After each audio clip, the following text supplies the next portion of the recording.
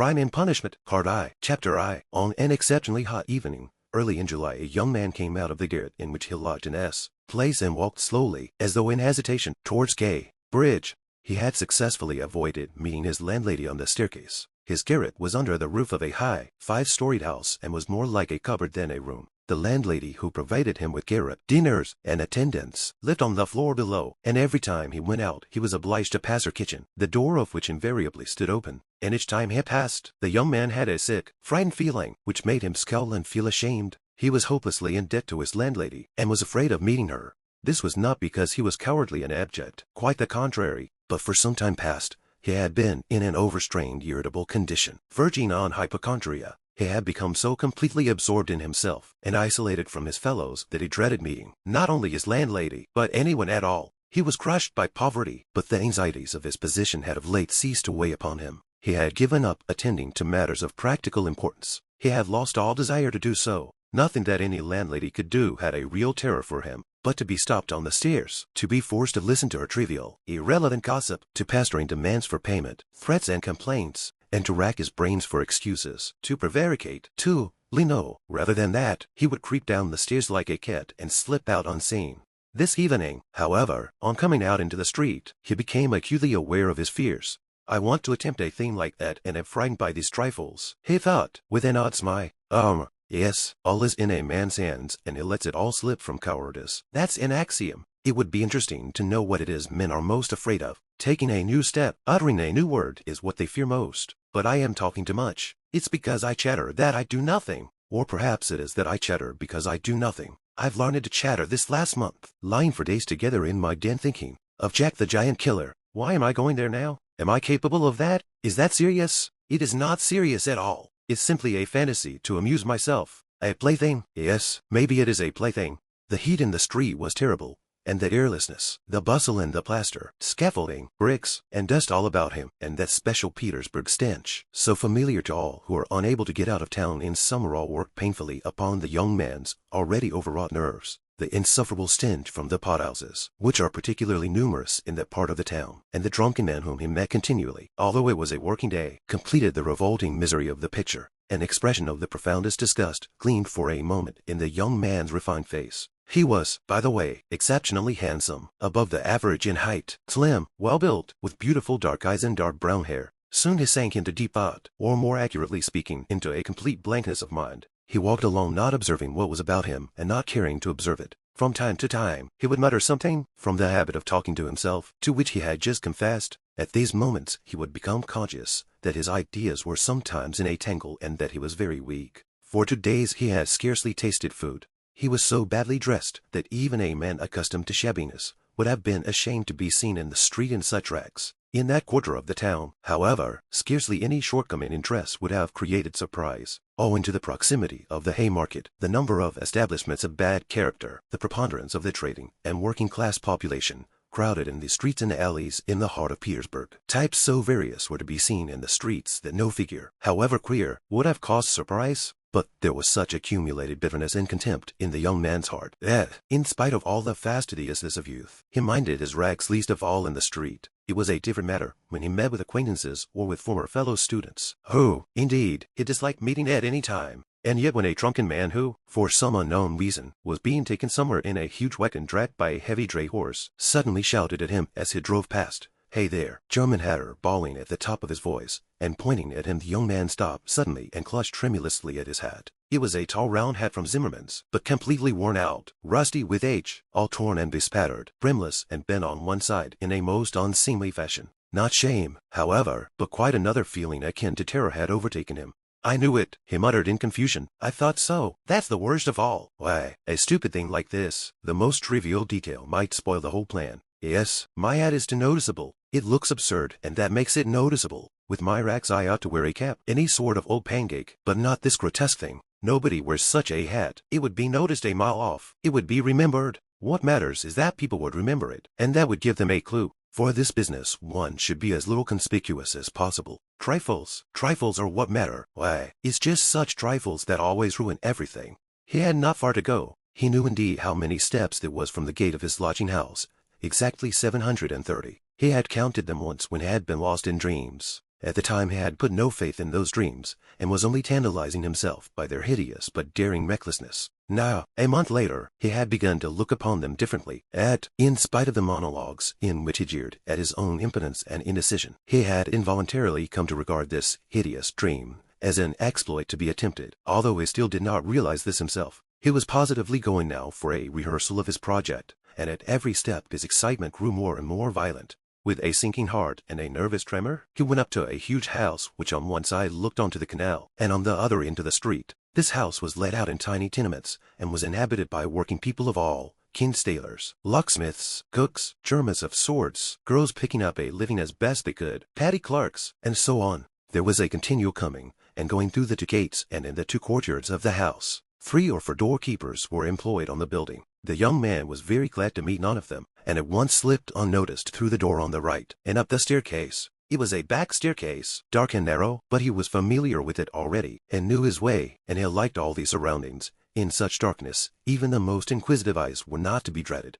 If I am so scared now, what would it be if it somehow came to pass that I were really going to do it? He could not help asking himself as he reached the 4th story. There his progress was barred by some porters who were engaged in moving furniture out of a flat. He knew that the flat had been occupied by a German clerk in the civil service and his family. This German was moving out then, and so the 4th floor on this staircase would be untenanted except by the old woman. That's a good thing anyway, he thought to himself as he rang the bell of the old woman's flat. The bell gave a faint tinkle, as though it were made of tin and not of copper. The little flats in such houses always have bells that ring like that. He had forgotten the note of that bell, and now its peculiar tinkle seemed to remind him of something and to bring it clearly before him. He started. His nerves were terribly overstrained by now. In a little while, the door was opened a tiny crack. The old woman eyed her visitor with evident distrust through the crack, and nothing could be seen but her little eyes, glittering in the darkness. But, seeing a number of people on the landing, she grew bolder and opened the door wide. The young man stepped into the dark entry, which was partitioned off from the tiny kitchen. The old woman stood facing him in silence and looking inquiringly at him. She was a diminutive, withered-up old woman of 60, with sharp malignant eyes and a sharp little nose. Her colorless, somewhat grizzled hair was thickly smeared with oil, and she wore no kerchief over it. Round her thin long neck, which looked like a hen's leg, was knotted some sort of flannel rag. In spite of the heat, there hung flapping on her shoulders a mangy fur cape, yellow with age. The old woman coughed and groaned at every instant. The young man must have looked at her with a rather peculiar expression, for a gleam of mistrust came into her eyes again. Raskolnikov, a student. I came here a month ago. The young man made haste to mutter, with a half-bow, remembering that he ought to be more polite. I remember, my good sir, I remember quite well your coming here, the old woman said distinctly, still keeping her inquiring eyes on his face. And here, I am again on the same errand, Raskolnikov continued, a little disconcerted and surprised at the old woman's mistrust. Perhaps she is always like that though, only I did not notice it the other time, he thought with an uneasy feeling. The old woman paused, as though hesitating, then stepped on one side, and pointing to the door of the room, she said, letting her visitor pass in front of her, "Step in, my good sir." The little room into which the young man walked, with yellow paper on the walls, geraniums and muslin curtains in the windows, was brightly lighted up at that moment by the setting sun. So the sun will shine like this then too, flashed as it were by chance through Raskolnikov's mind, and with a rapid glance he scanned everything in the room, trying as far as possible to notice and remember its arrangement. But there was nothing special in the room. The furniture, all very old and of yellow wood, consisted of a sofa with a huge bent wooden back, an oval table in front of the sofa, a dressing table with a looking-glass fixed on it between the windows, chairs along the walls, and 2 or 3 halfpenny prints in yellow frames, representing German damsels with birds in their hands. That was all. In the corner a light was burning before a small icon. Everything was very clean. The floor and the furniture were brightly polished. Everything shone. Lizavetta's work, thought the young man. There was not a speck of dust to be seen in the whole flat. It's in the houses of spiteful old widows that one finds such cleanliness, Raskolnikov thought again, and he stole a curious glance at the cotton curtain over the door leading into another tiny room, in which stood the old woman's bed and chest of drawers, and into which he had never looked before. These 2 rooms made up the whole flat. "What do you want?" the old woman said severely, coming into the room and, as before, standing in front of him so as to look him straight in the face. "I've brought something to pawn here," and he drew out of his pocket an old-fashioned flat silver watch, on the back of which was engraved a globe. The chain was of steel. "But the time is up for your last pledge. The month was up the day before yesterday. I will bring you the interest for another month. Wait a little." "But that's for me to do as I please, my good sir, to wait or to sell your pledge at once." "How much will you give me for the watch, Alyona Ivanovna?" You come with such trifles, my good sir. It's scarcely worth anything. I gave you 2 rubles last time for your ring, and one could buy it quite new at a jeweler's for 1.5 rubles. Give me 4 rubles for it. I shall redeem it. It was my father's. I shall be getting some money soon. 1.5 rubles, and interest in advance, if you like. 1.5 rubles, cried the young man. Please yourself. And the old woman handed him back the watch. The young man took it, and was so angry that he was on the point of going away, but checked himself at once, remembering that there was nowhere else he could go, and that he had another object also incoming. Hand it over, he said roughly. The old woman fumbled in her pocket for her keys, and disappeared behind the curtain into the other room. The young man, left standing alone in the middle of the room, listened inquisitively, thinking. He could hear her unlocking the chest of drawers. It must be the top drawer, he reflected. So she carries the keys in a pocket on the right, all in one bunch on a steel ring, and there's one key there, 3 times as big as all the others, with deep notches. That can't be the key of the chest of drawers. Then there must be some other chest or strong box. That's worth knowing. Strong boxes always have keys like that. But how degrading it all is. The old woman came back. Here, sir, as we say 10 kopecks the ruble a month, so I must take 15 kopecks, from 1.5 rubles for the month in advance. But for the 2 rubles I lent you before, you owe me now 20 kopecks on the same reckoning in advance. That makes 35 kopecks altogether. So I must give you 1 ruble and 15 kopecks for the watch. Here it is. What, only 1 ruble and 15 kopecks now? Just so. The young man did not dispute it and took the money. He looked at the old woman, and was in no hurry to get away, as though there was still something he wanted to say or to do, but he did not himself quite know what. I may be bringing you something else in a day or 2. Alyona Ivanovna a valuable thing so very cigarette box. As soon as I get it back from a friend. He broke off in confusion. Well, we will talk about it then, sir. Goodbye. Are you always at home alone? Your sister is not here with you? He asked her as casually as possible as he went out into the passage. What business is she of yours, my good sir? Oh, nothing particular. I simply asked. You are too quick. Good day, Alyona Ivanovna. Raskolnikov went out in complete confusion. This confusion became more and more intense. As he went down the stairs, he even stopped short 2 or 3 times, as though suddenly struck by some thought. When he was in the street, he cried out, "Oh, God, how loathsome it all is, and can I possibly? No, it's nonsense. It's rubbish," he added resolutely, "and how could such an atrocious thing come into my head? What filthy things my heart is capable of. Yes, filthy above all, disgusting, loathsome, and for a whole month I've been—" But no words, no exclamations, could express his agitation. The feeling of intense repulsion, which had begun to oppress and torture his heart, while he was on his way to the old woman, had by now reached such a pitch, and had taken such a definite form, that he did not know what to do with himself to escape from his wretchedness. He walked along the pavement like a drunken man, regardless of the passers-by, and jostling against them, and only came to his senses when he was in the next street. Looking round, he noticed that he was standing close to a tavern, which was entered by steps leading from the pavement to the basement. At that instant 2 drunken men came out at the door, and abusing and supporting one another, they mounted the steps. Without stopping to think, Raskolnikov went down the steps at once. Till that moment he had never been into a tavern, but now he felt giddy and was tormented by a burning thirst. He longed for a drink of cold beer, and attributed his sudden weakness to the want of food. He sat down at a sticky little table in a dark and dirty corner, ordered some beer, and eagerly drank off the first glassful. At once he felt easier, and his thoughts became clear. "Oh, that's nonsense," he said hopefully, "and there is nothing in it all to worry about. It's simply physical derangement. Just a glass of beer, a piece of dry bread, and in one moment the brain is stronger, the mind is clearer, and the will is firm. Phew, how utterly petty it all is." But in spite of this scornful reflection, he was by now looking cheerful, as though he were suddenly set free from a terrible burden, and he gazed round in a friendly way at the people in the room. But even at that moment he had a dim foreboding that this happier frame of mind was also not normal. There were few people at the time in the tavern. Besides the 2 drunken men he had met on the steps, a group consisting of about 5 men and a girl, with a concertina, had gone out at the same time. Their departure left the room quiet and rather empty. The persons still in the tavern were a man who appeared to be an artist, drunk, but not extremely so, sitting before a pot of beer, and his companion, a huge, stout man with a grey beard, in a short, full-skirted coat. He was very drunk, and had dropped asleep on the bench. Every now and then he began, as though in his sleep, cracking his fingers, with his arms wide apart,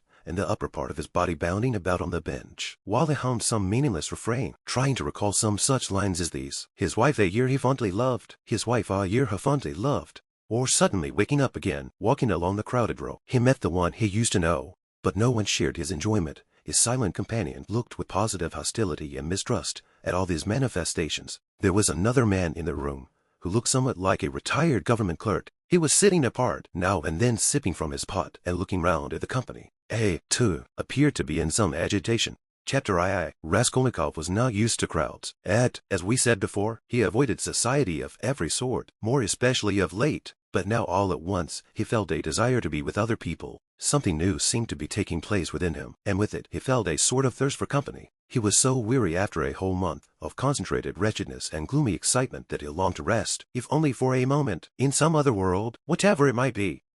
In spite of the filthiness of the surroundings, he was glad now to stay in the tavern. The master of the establishment was in another room, but he frequently came down some steps into the main room, his jaunty, tarred boots with red turn-over tops coming into view each time before the rest of his person. He wore a full coat and a horribly greasy black satin waistcoat, with no cravat, and his whole face seemed smeared with oil like an iron lock. At the counter stood a boy of about 14, and there was another boy somewhat younger who handed whatever was wanted. On the counter lay some sliced cucumber, some pieces of dry black bread, and some fish, chopped up small, all smelling very bad. It was insufferably close, and so heavy with the fumes of spirits that 5 minutes in such an atmosphere might well make a man drunk. There are chance meetings with strangers that interest us from the first moment, before a word is spoken. Such was the impression made on Raskolnikov by the person sitting a little distance from him, who looked like a retired clerk. The young man often recalled this impression afterwards, and even ascribed it to presentiment. He looked repeatedly at the clerk, partly no doubt because the latter was staring persistently at him, obviously anxious to enter into conversation. At the other persons in the room, including the tavern keeper, the clerk looked as though he were used to their company, and weary of it, showing a shade of condescending contempt for them, as persons of station and culture inferior to his own, with whom it would be useless for him to converse. He was a man over 50, bald and grizzled, of medium height, and stoutly built. His face, bloated from continual drinking, was of a yellow, even greenish tinge, with swollen eyelids out of which keen reddish eyes gleamed like little chinks. But there was something very strange in him. There was a light in his eyes as though of intense feeling. Perhaps there were even thought and intelligence, but at the same time there was a gleam of something like madness. He was wearing an old and hopelessly ragged black dress coat, with all its buttons missing except one, and that one he had buttoned, evidently clinging to this last trace of respectability. A crumpled shirt front, covered with spots and stains, protruded from his canvas waistcoat. Like a clerk, he wore no beard, nor mustache, but had been so long unshaven that his chin looked like a stiff grayish brush, and there was something respectable and like an official about his manner too. But he was restless. He ruffled up his hair and from time to time let his head drop into his hands, dejectedly resting his ragged elbows on the stained and sticky table. At last he looked straight at Raskolnikov and said loudly and resolutely, "May I venture, honored sir, to engage you in polite conversation? For as, though your exterior would not command respect, my experience admonishes me that you are a man of education and not accustomed to drinking. I have always respected education, when in conjunction with genuine sentiments, and I am besides a titular counselor in rank.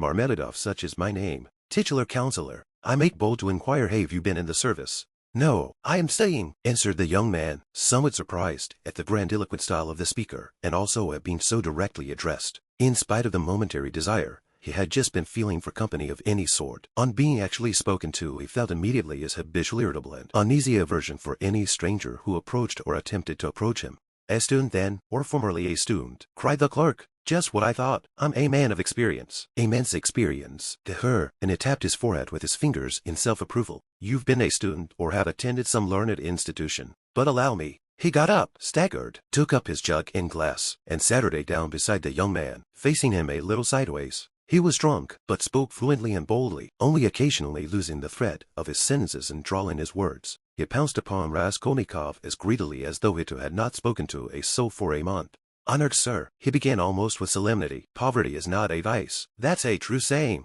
Yet I know too that drunkenness is not a virtue, and that's even truer. But beggary, honored sir, beggary is a vice. In poverty you may still retain your innate nobility of soul, but in beggary never no one. For beggary a man is not chased out of human society with a stick. He is swept out with a broom, so as to make it as humiliating as possible. And quite right, too, for as in beggary I am ready to be the first to humiliate myself. Hence the pothouse. Honored sir, a month ago Mr. Lebeziatnikov gave my wife a beating, and my wife is a very different matter from me. Do you understand? Allow me to ask you another question out of simple curiosity. Have you ever spent a night on a hay barge, on the Neva?" "No, I have not happened to," answered Raskolnikov. "What do you mean?" "Well, I've just come from one, and it's the 5th night I've slept so." He filled his glass, emptied it, and paused. Bits of hay were in fact clinging to his clothes and sticking to his hair. It seemed quite probable that he had not undressed or washed for the last 5 days. His hands, particularly, were filthy. They were fat and red, with black nails.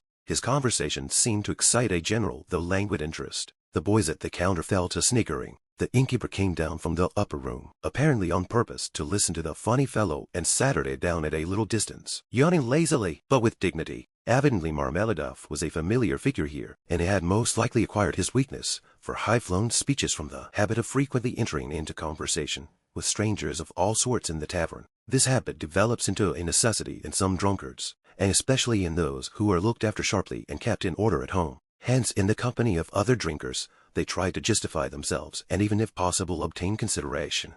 "Funny fellow," pronounced the innkeeper. "And why don't you work? Why aren't you at your duty? If you are in the service, why am I not at my duty?" "Honored sir," Marmeladov went on, addressing himself exclusively to Raskolnikov, as though it had been he who put that question to him. "Why am I not at my duty? Does not my heart ache to think what a useless worm I am? A month ago, when Mr. Lebeziatnikov beat my wife with his own hands, and I lay drunk, didn't I suffer? Excuse me, young man, has it ever happened to you?"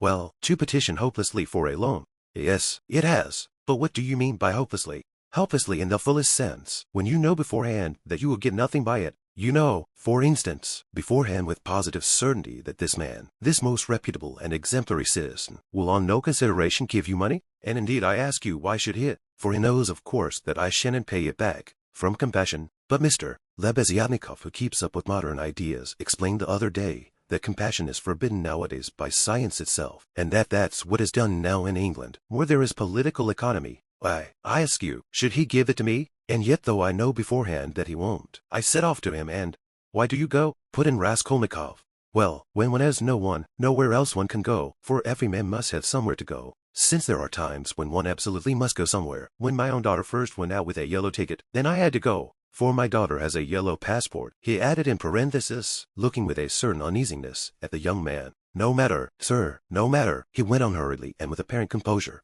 when both the boys at the counter guffawed, and even the innkeeper smiled. "No matter. I am not confounded by the wagging of their heads, for everyone knows everything about it already, and all that is secret is made open. And I accept it all, not with contempt, but with humility. So be it, so be it." "Well, the man, excuse me, young man, can you— no, to put it more strongly and more distinctly, not can you but dare you, looking upon me, assert that I am not a pig?" The young man did not answer a word. Well, the orator began again stolidly and with even increased dignity, after waiting for the laughter in the room to subside. "Well, so be it. I am a pig, but she is a lady. I have the semblance of a beast, but Katerina Ivanovna, my spouse, is a person of education and an officer's daughter. Granted, granted, I am a scoundrel, but she is a woman of a noble heart, full of sentiments, refined by education, and yet— oh, if only she felt for me! Honored sir, you know every man ought to have at least one place where people feel for him. But Katerina Ivanovna, though she is magnanimous, she is unjust. And yet, although I realize that when she pulls my hair, she only does it out of pity, for I repeat without being ashamed, she pulls my hair, young man," he declared with redoubled dignity, hearing this sniggering again. "But, my God, if she would but once— But no, it's all in vain, and it's no use talking, for more than once, my wish did come true, and more than once, she has felt for me, but such is my fate, and I am a beast by nature." "Rather," assented the innkeeper, yawning.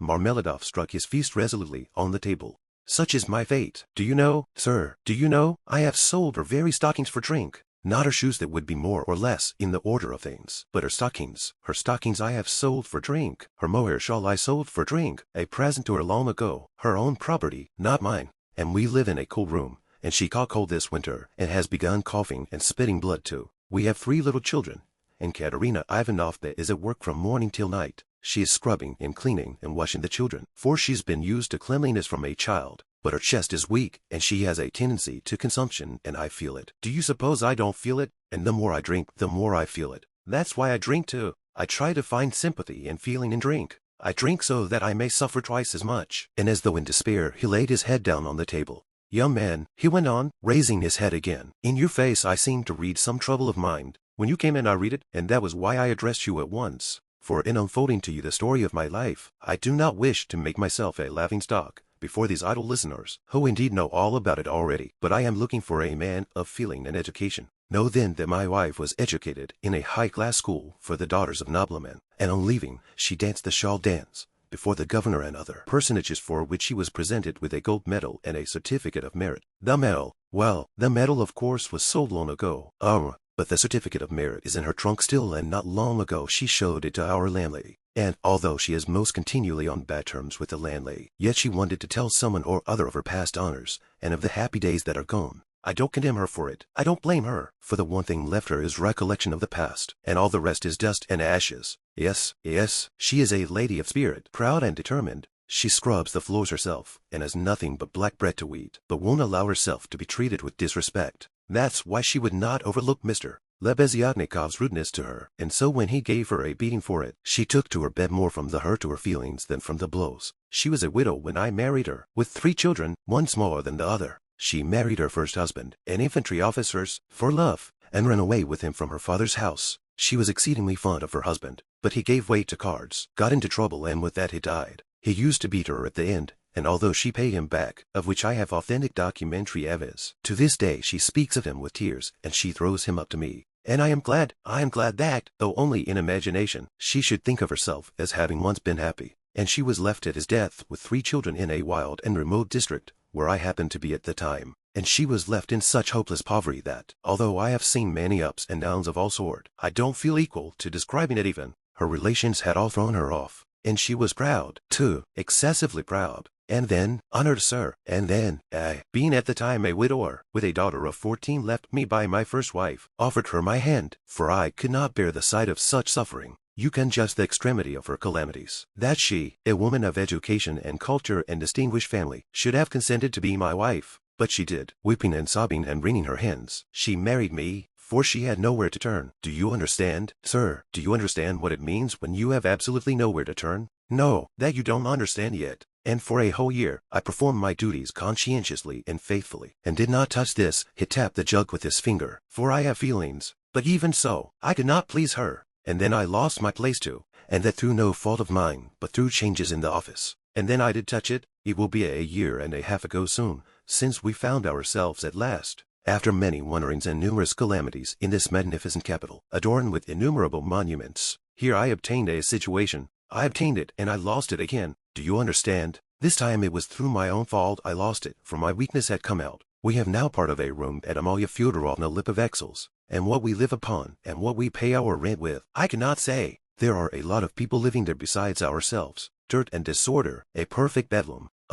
Yes. And meanwhile my daughter by my first wife has grown up, and what my daughter has had to put up with from her stepmother while she was growing up, I won't speak of. For, though Katerina Ivanovna is full of generous feelings, she is a spirited lady, irritable and short-tempered. Yes, but it's no use going over that. Sonia, as you may well fancy, has had no education. I did make an effort for years ago to give her a course of geography and universal history, but as I was not very well up in those subjects myself, and we had no suitable books, and what books we had, anyway we have not even those now, so all our instruction came to an end. We stopped at Cyrus of Persia. Since she has attained years of maturity, she has read other books of romantic tendency, and of late, she had read with great interest a book she got through Mr. Lebeziatnikov, Lou's Physiology, though you know it, and even recounted extracts from it to us, and as the whole of her education. And now may I venture to address you, honored sir, on my own account, with a private question. Do you suppose that a respectable poor girl can earn much by honest work? Not 15 farthings a day can she earn, if she is respectable and has no special talent,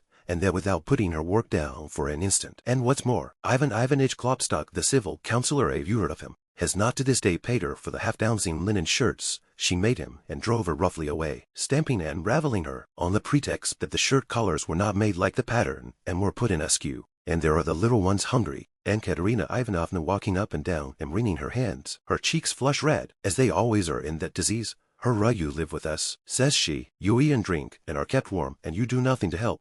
And much she gets to eat and drink, when there is not a crust for the little ones for 3 days. I was lying at the time. Well, what of it? I was lying drunk, and I heard my Sonia speaking. She is a gentle creature with a soft little voice, fair hair, and such a pale, thin little face. She said, Katerina Ivanovna, am I really to do a thing like that? And Darya Frantsovna, a woman of evil character and very well known to the police, had 2 or 3 times tried to get at her through the landlady. And why not? said Katerina Ivanovna with a jeer. You are something mighty precious to be so careful of, but don't blame her. Don't blame her. Honored sir, don't blame her. She was not herself when she spoke, but driven to distraction by her illness and the crying of the hungry children, and it was said more to wound her than anything else. For that's Katerina Ivanovna's character, and when children cry, even from hunger, she falls to beating them at once. At 6 o'clock I saw Sonia get up, put on her kerchief and her cape, and go out of the room, and about 9 o'clock she came back. She walked straight up to Katerina Ivanovna, and she laid 30 rubles on the table before her in silence.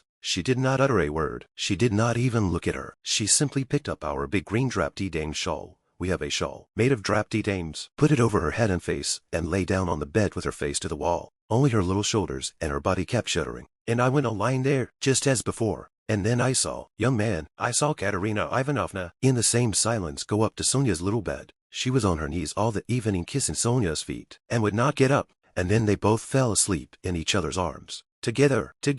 Yes, and I lay drunk.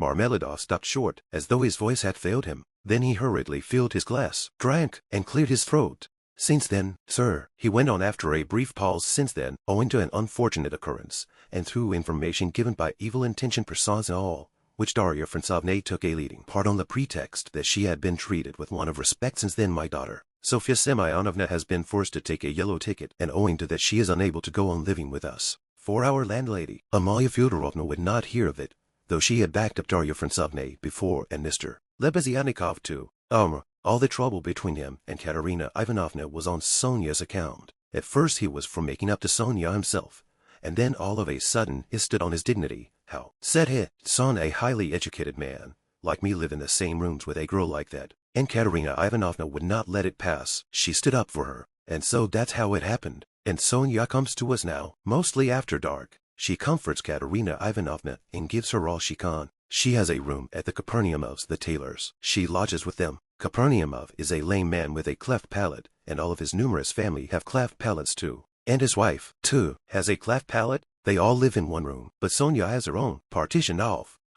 Yes, very poor people and all with cleft palates. Yes. Then I got up in the morning, and put on my rags, lifted up my hands to heaven, and set off to His Excellency Ivan Afanasievich. His Excellency Ivan Afanasievich. Do you know him? No. Well, then, it's a man of God you don't know. He is wax before the face of the Lord, even as wax melteth. His eyes were dim when he heard my story. And Marmeladov, once already you have deceived my expectations. I'll take you once more on my own responsibility. That's what he said. Remember, he said, and now you can go. I kissed the dust at his feet in thought only, for in reality he would not have allowed me to do it. Being a statesman and a man of modern political and enlightened ideas, I returned home, and when I announced that I'd been taken back into the service and should receive a salary, heavens, what a to-do there was! Marmeladov stopped again in violent excitement. At that moment, a whole party of revelers already drunk came in from the street, and the sounds of a hired concertina and the cracked piping voice of a child of 7 singing the Hamlet were heard in the entry. The room was filled with noise.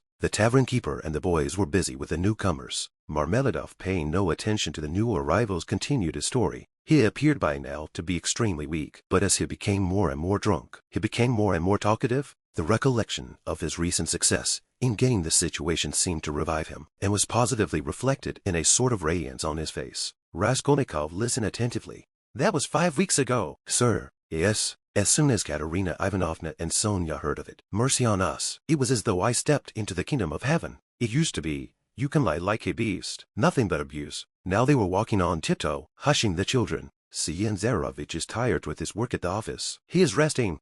They made me coffee before I went to work and boiled cream for me. They begin to get real cream for me. Do you hear that? And how they managed to get together the money for a decent outfit, 11 rubles, 50 kopecks. I can't guess. Boots, cotton shirt fronts most magnificent. A uniform, they got up all in splendid style, for 11 rubles and a half. The first morning I came back from the office, I found Katerina Ivanovna had cooked 2 courses for dinner, soup and salt meat with horse, a dish which we had never dreamed of till then. She had not any dresses, none at all, but she got herself up as though she were going on a visit. And not that she'd anything to do it with, she smartened herself up with nothing at all. She'd done her hair nicely, put on a clean collar of some sort, cuffs, and there she was, quite a different person. She was younger and better looking. Sonia, my little darling, had only helped with money for the time. She said, it won't do for me to come and see you too often. After dark maybe, when no one can see. Do you hear? Do you hear? I lay down for a nap after dinner, and what do you think? though Katerina Ivanovna had quarreled to the last degree with our landlady Amalia Fyodorovna only a week before, she could not resist then asking her into coffee. For 2 hours they were sitting, whispering together.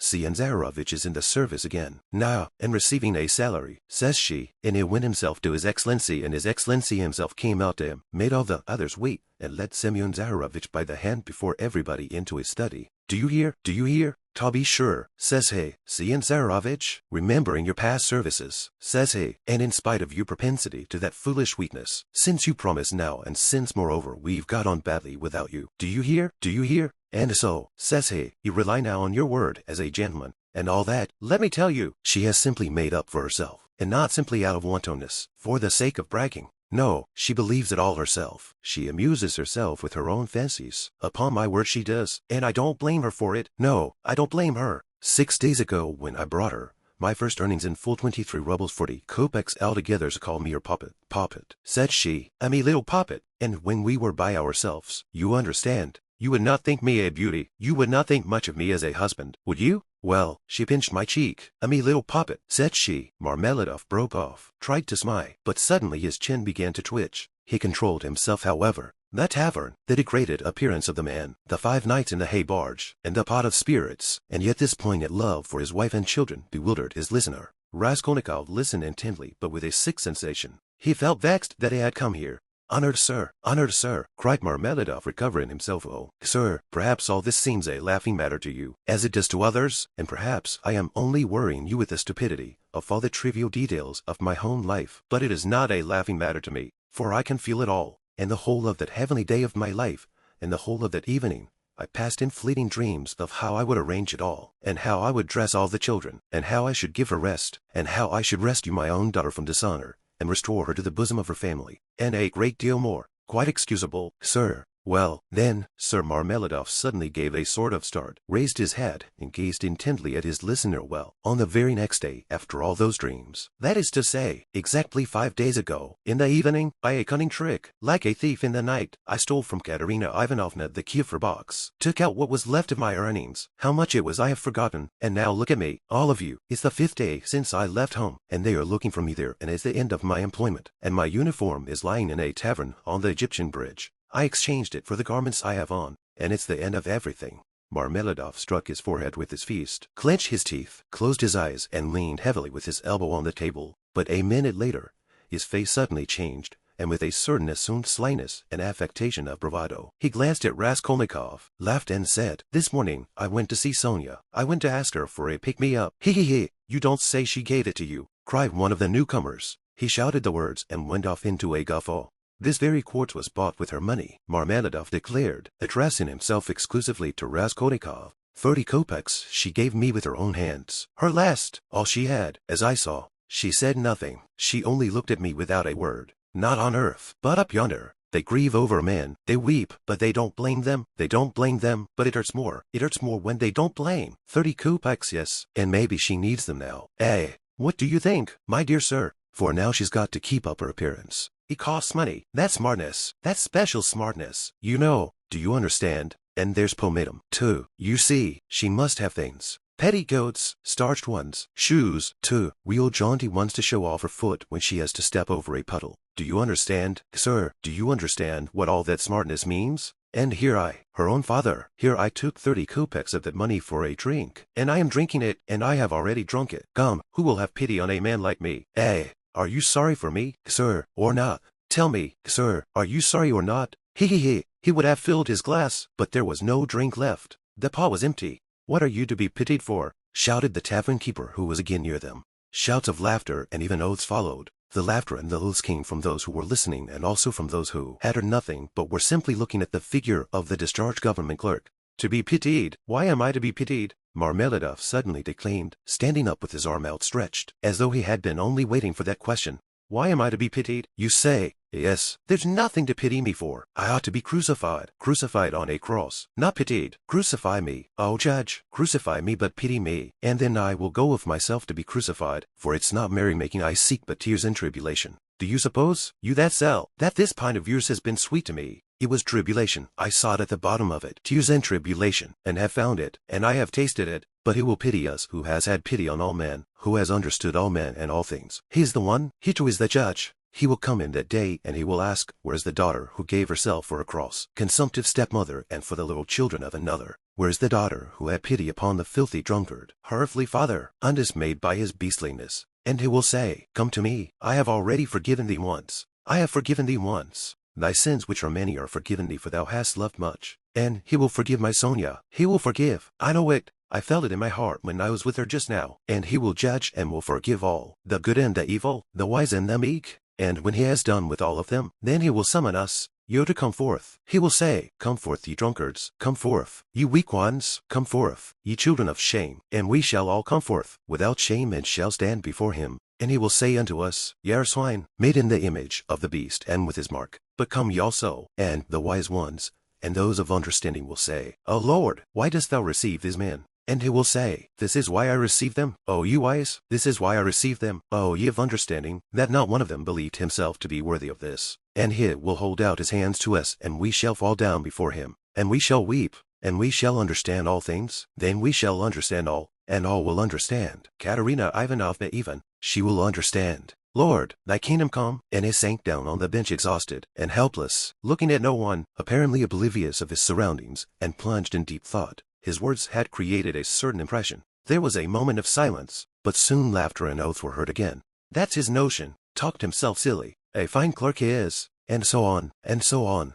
Let us go. Sir, said Marmeladov all at once, raising his head and addressing Raskolnikov, come along with me. Council's house, looking into the yard. I'm going to Katerina Ivanovna, I minded. Raskolnikov had for some time been wanting to go, and it had meant to help him. Marmeladov was much unsteadier on his legs than in his speech, and leaned heavily on the young man. They had 200 or 300 paces to go. The drunken man was more and more overcome by dismay and confusion as they drew near the house. It's not Katerina Ivanovna I am afraid of now, he muttered in agitation, and that she will begin pulling my hair. What does my hair matter? Other my hair. That's what I say. Indeed, it will be better if she does begin pulling it. That's not what I am afraid of. It's her eyes I am afraid of. Yes, her eyes. The red on her cheeks, too, frightens me. And her breathing, too. Have you noticed how people in that disease breathe? When they are excited? I am frightened of the children's crying, too. For if Sonia has not taken them food, I don't know what's happened. I don't know. But blows I am not afraid of. No, sir, that such blows are not a pain to me, but even an enjoyment. In fact, I can't get on without it.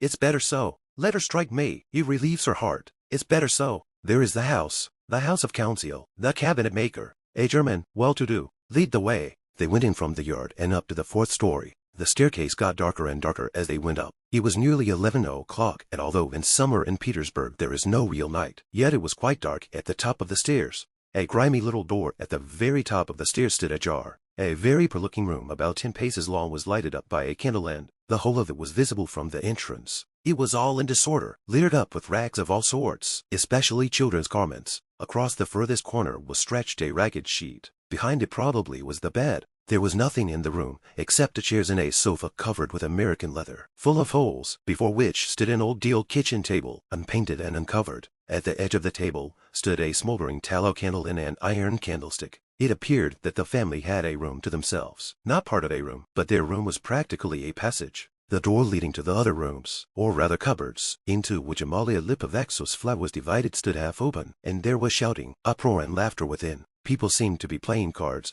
and drinking tea there. Words of the most unceremonious kind flew out from time to time.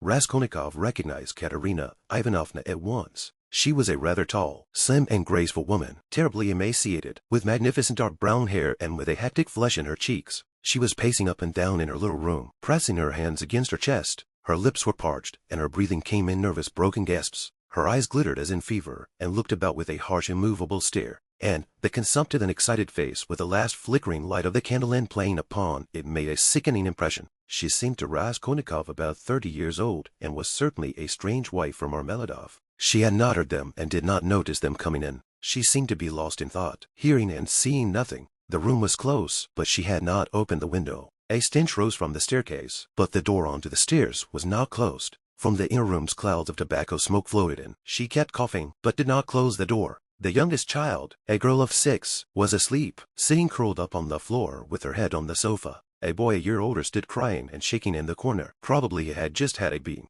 Beside him stood a girl of 9 years old, tall and thin, wearing a thin and ragged chemise with an ancient cashmere pelisse flung over her bare shoulders, long outgrown and barely reaching her knees. Her arm, as thin as a stick, was round her brother's neck. She was trying to comfort him, whispering something to him, and doing all she could to keep him from whimpering again. At the same time her large dark eyes, which looked larger still from the thinness of her frightened face, were watching her mother with alarm. Marmeladov did not enter the door, but dropped on his knees in the very doorway, pushing Raskolnikov in front of him. The woman, seeing a stranger, stopped indifferently facing him, coming to herself for a moment and apparently wondering what he had come for. But evidently she decided that he was going into the next room, as he had to pass through hers to get there. Taking no further notice of him, she walked towards the outer door to close it, and uttered a sudden scream on seeing her husband on his knees in the doorway. "Ah!" she cried out in a frenzy. "He has come back, the criminal, the monster! And where is the money? What's in your pocket? Show me. And your clothes are all different. Where are your clothes? Where is the money? Speak!" And she fell to searching him. Marmeladov submissively and obediently held up both arms to facilitate the search. Not a farthing was there. "Where's the money?" she cried. "Mercy on us! Can't he have drunk it all?" There were 12 silver rubles left in the chest, and in a fury, she seized him by the hair and dragged him into the room. Marmeladov seconded her efforts by meekly crawling along on his knees. "And this is a consolation to me. This does not hurt me, but is a positive consolation. Honored sir," he called out, shaken to and fro by his hair, and even once striking the ground with his forehead. The child asleep on the floor woke up and began to cry. The boy in the corner, losing all control, began trembling and screaming, and rushed to his sister in violent terror, almost in a faint. The eldest girl was shaking like a leaf. He's drunk it all," the poor woman screamed in despair, "and his clothes are gone, and they are hungry, and wringing her hands she pointed to the children. "Oh, accursed life! And you, are you not ashamed?" She pounced all at once upon Raskolnikov from the tavern. "Have you been drinking with him? You have been drinking with him, too. Go away." The young man was hastening away without uttering a word.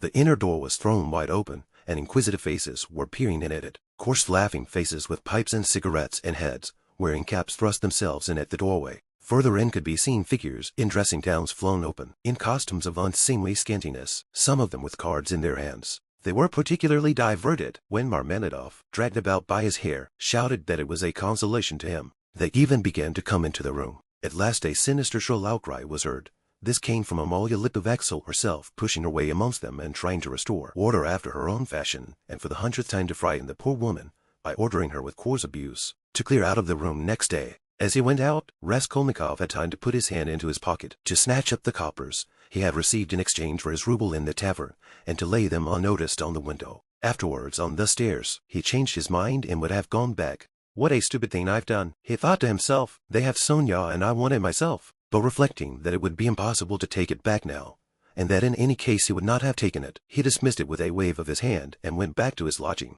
"Sonia wants pomatum too," he said as he walked along the street, and he laughed malignantly. "Such smart as costs money. Oh, and maybe Sonia herself will be bankrupt today, for there is always a risk. Hunting big game, digging for gold, then they would all be without a crust tomorrow except for my money. Hurrah for Sonia! What a mind they've got there, and they're making the most of it. Yes, they are making the most of it. They've wept over it and grown used to it. Man grows used to everything. The scoundrel!" He sank into thought. "And what if I am wrong?" he cried suddenly after a moment's thought. "What if man is not really a scoundrel? Man in general, I mean, the whole race of mankind, and all the rest is prejudice, simply artificial terrors, and there are no barriers, and it's all as it should be."